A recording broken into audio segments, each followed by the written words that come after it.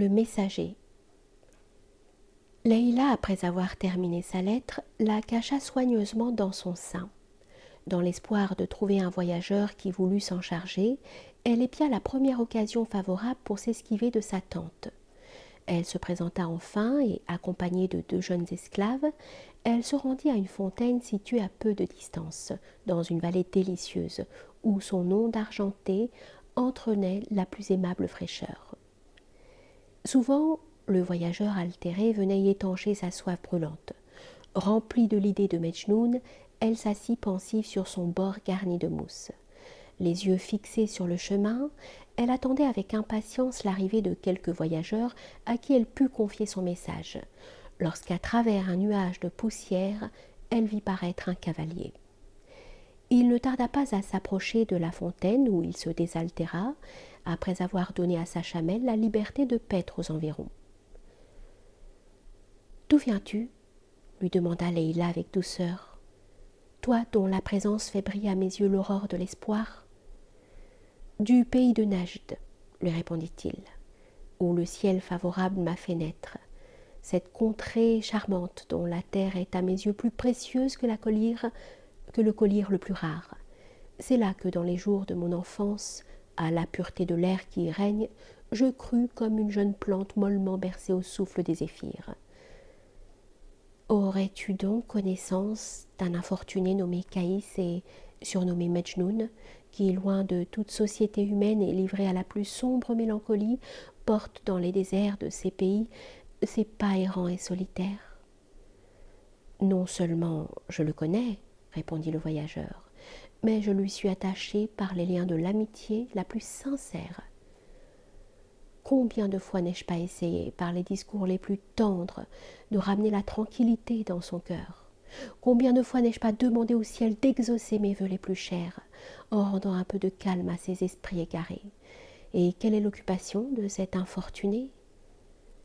Retiré dans les endroits les plus sauvages et les plus déserts, il gémit, et d'une voix faible et languissante se plaint des tourments où le plonge un amour trop funeste.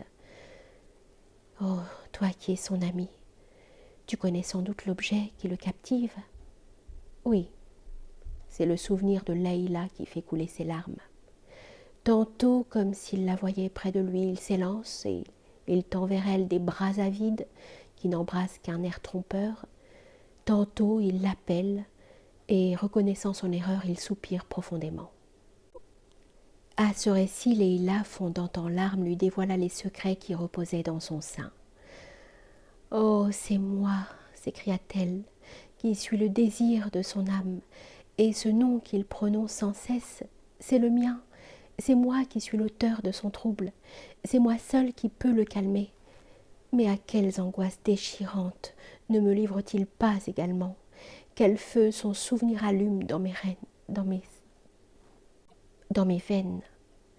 Cependant, il me croit parjure, il ignore l'amertume des larmes, dont pour lui mes yeux sont sans cesse inondés. Oui, je te ferais volontiers le sacrifice de ma vie si ton amitié généreuse consentait à faire parvenir de mes nouvelles à cette trop chère victime. J'ai là dans mon sein une lettre que je lui ai écrite. Au nom de tout ce que tu as de plus cher au monde, remets-la. Je t'en conjure entre les mains de cet infortuné, et daigne m'en rapporter la réponse. « Oh, Mejnoun » s'écria-t-il avec attendrissement, « tendre ami, est-il pour moi un bonheur plus stable, plus sensible que de pouvoir contribuer d'une manière aussi douce au tien propre? Chère lettre, chacune de tes lignes qui lui sera plus précieuse que la vie. » À cette exclamation d'une amitié véritable, Leïla éprouva la joie la plus vive, et développant sa lettre d'une main tremblante, elle y renferma comme une nouvelle marque de son amour un cheveu et un brin d'herbe desséchée, voulant lui exprimer par là que, depuis le jour de leur séparation, faible et languissante, les couleurs de son teint étaient flétries par la douleur. Ensuite, elle la remit entre les mains du cavalier qui, remontant aussitôt sur sa chamelle, la dirigea vers le lieu où il savait que Mejnoun aimait à se reposer. Il le trouva couché à l'ombre d'une roche. Il paraissait endormi, mais le sommeil ne lui prodiguait pas un repos rafraîchissant. Ses sens anéantis étaient plongés dans une profonde extase. En vain, pendant longtemps, il avait essayé de l'en tirer lorsque, pour dernière ressource, il s'avisa de prononcer d'une voix forte et élevée le nom de Leila. L'écho, en le répétant de toutes parts, l'apporta à l'oreille de Mejnoun, qui tressaillit à ce nom si cher, et se levant avec précipitation, « Qui es-tu » s'écria-t-il. « Et quel est ce nom que tes lèvres impures osent profaner? Quel est ton dessein en le prononçant ?»« Je suis, » lui répondit son ami, « l'heureux messager de Leila. Vois cette lettre que lui a dictée pour toi l'amour le plus tendre, cette lettre d'où s'exhale le parfum de la fidélité. » Mejnoun s'en saisit avec transport, et en apercevant son nom tracé extérieurement, il la baisa et la pressa amoureusement sur ses yeux. « Non, ce n'est pas une lettre, s'écria-t-il après avoir rompu le lien du musc qui l'enveloppait. C'est le printemps tout entier dont je respire la douceur. » Lorsqu'il eut longuement savouré son ivresse, le messager, selon l'ordre qu'il avait reçu de Leila, lui demanda une réponse. « Et comment le pourrais-je » lui dit Mejnoun. « Ce n'est que sur ce sable mobile que je puisse imprimer la trace fugitive de ma pensée.